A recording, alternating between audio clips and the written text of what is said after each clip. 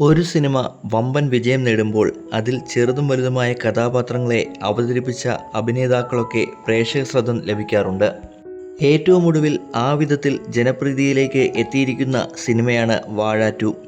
നവാഗതർ പ്രധാന കഥാപാത്രങ്ങളായ ഒരു നവാഗത സംവിധായകൻ ഒരുക്കിയ സിനിമ. റീൽസുകളിലൂടെ ശ്രദ്ധ നേടിയവരാണ് ചിത്രത്തിലെ പ്രധാന താരങ്ങളൊക്കെയും.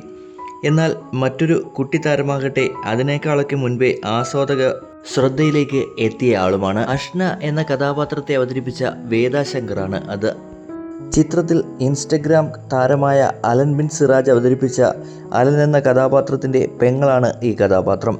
ഇപ്പോഴിതാ വേദ ശങ്കറിൻ്റെ പഴയൊരു ടെലിവിഷൻ ഷോയിൽ നിന്നുള്ള രംഗങ്ങളാണ് സോഷ്യൽ മീഡിയയിൽ വൈറലാകുന്നത്.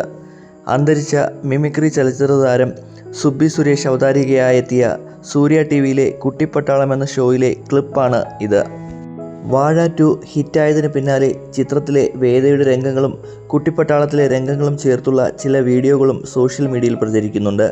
ചില വീഡിയോകൾക്ക് വേദ തന്നെ കമൻറ്റും ചെയ്തിട്ടുണ്ട്. വാഴ 2-ൽ അഷ്ന എന്ന കഥാപാത്രത്തിൻ്റെ 10 മുതൽ 12ാം ക്ലാസ് വരെയുള്ള കാലഘട്ടം അവതരിപ്പിച്ചിരിക്കുന്നത് വേദ ശങ്കറാണ്. അതേസമയം വേദ ശരിക്കും പഠിക്കുന്നത് 8ാം ക്ലാസ്സിലുമാണ്.